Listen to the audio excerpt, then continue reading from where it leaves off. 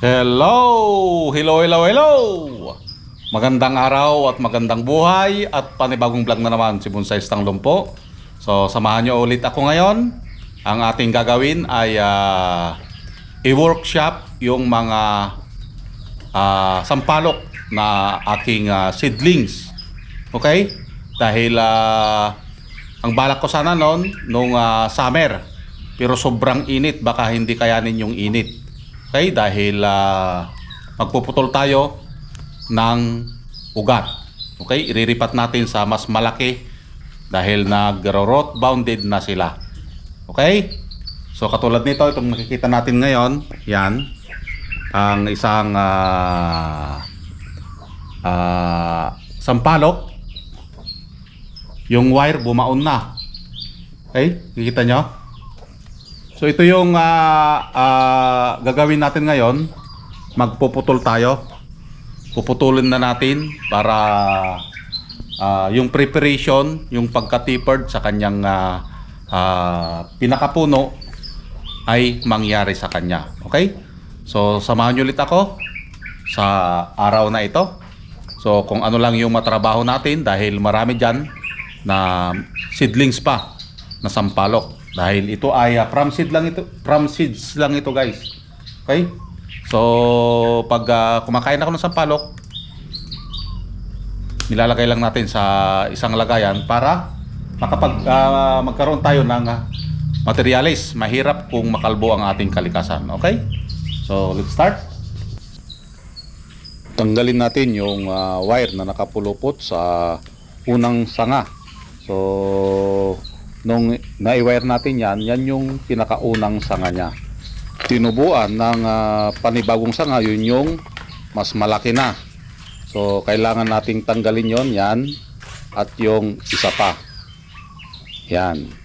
So natanggal na. Ang gagawin natin dito, putulin yung katawan. Yan, putulin natin para magka-tapered ang kanyang katawan. Oh, tinanggal natin. Okay, ito lang yung kunin natin. Ano ba yung tapered or tapering na tinatawag natin dito sa halamang bonsai? Ang tapered, dapat ito yung mas malaki yung puno at paliit ng paliit papunta dun sa pinakadulo ng sanga. So ayan, natanggal natin sa pagkakatanim at nagbabawas na tayo dito ng ugat para maitanim natin ito ng maayos. Kasi kanina, ang pagkakatanim niya ay root bounded na. Okay? So kung mapapansin nyo dito, itinanim natin na patagilid.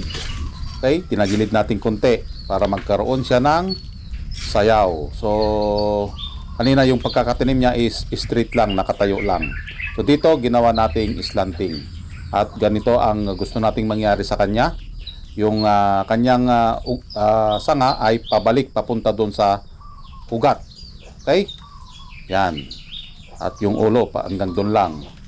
So tanggalin natin yung pinakadahon niya para maiwasan ang pagka-stress ng ating halamang bonsai. So ganun lang ang ating gagawin. So ito naman pangalawa ulit sa ating gagawin na bonsai. So ito ay formal upright or isang literati. Okay?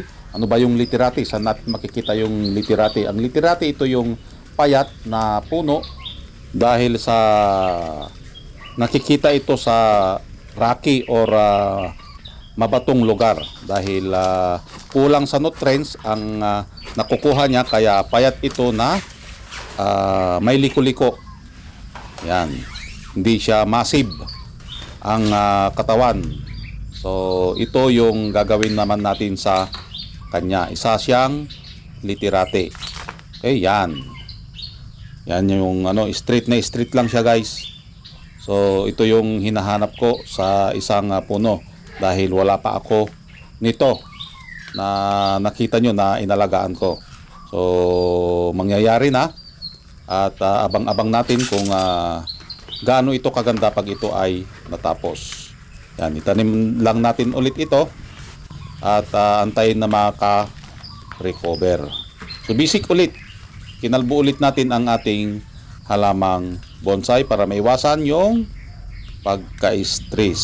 Agoy, agoy, agoy. Parang siya. Pinakawalan na lang para matanggal yung stress. Agoy. So yan, naitanim na natin ulit. At ito pa yung pangatlo.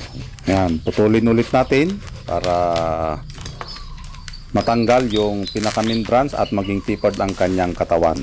So ang sampalok ay isa ito sa pinakamahal na fruit bearing pagdating sa bonsai. Agoy, agoy. Buti pang bonsai. Mahal. Pero siya, hindi pa nagmamahal.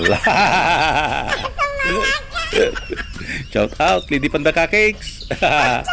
Sana parang sampalok, may asim pa at lalong nagmamahal. Agoy. Sampalok ka ba? Bakit? Kasi may asim pa. Agoy. Habang tumatanda, lalong nagmamahal. Agoy, agoy, agoy. Sana all. Yan. At tanggalin ulit ang mga dahon para mabilis itong makarecover. So yan guys, natapos na tayong magtanggal ng sanga na hindi natin kailangan. Okay? So ang dinibuild natin dito ay itong kanyang trunk. Trunk pa lang. Okay? Dahil ito ay from seed. Lahat sila ay from seed. Okay? So kung mapapansin nyo, kinalbo natin.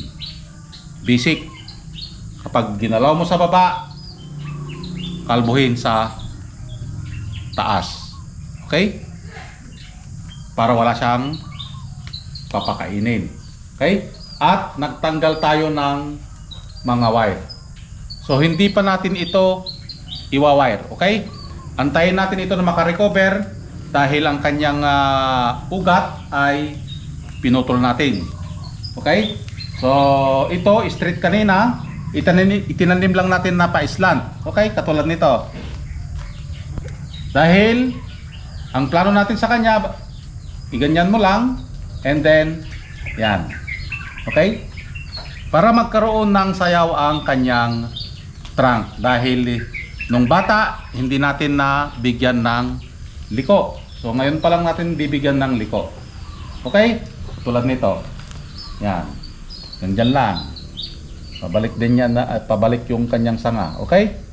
At ito yung nakita natin na pwedeng gawin sa kanya, yung informal upright or literate. Okay? Hihilain mo lang din ito pababa. Okay? Yan. So ito yung pwede nating alagaan ulit. Okay?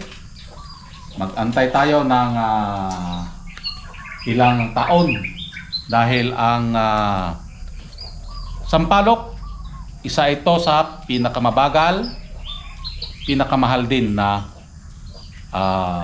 fruiting na bonsai dahil mabagal sila. Okay? Mahirap din buhayin. So lahat ng ito ay from seed, hindi natin hinanting dun sa hunting ground or dun sa nakatanim sa lupa. Okay? Para matulungan natin yung kalikasan. So mayroon na naman tayong tatlong alagaan na bonsai at mayroon pa doon na naiwan. Itutuloy na lang natin sa susunod na araw. Okay? So maraming salamat at nakarating na naman tayo sa dulo ng aking video. Hanggang sa muli. Bye-bye.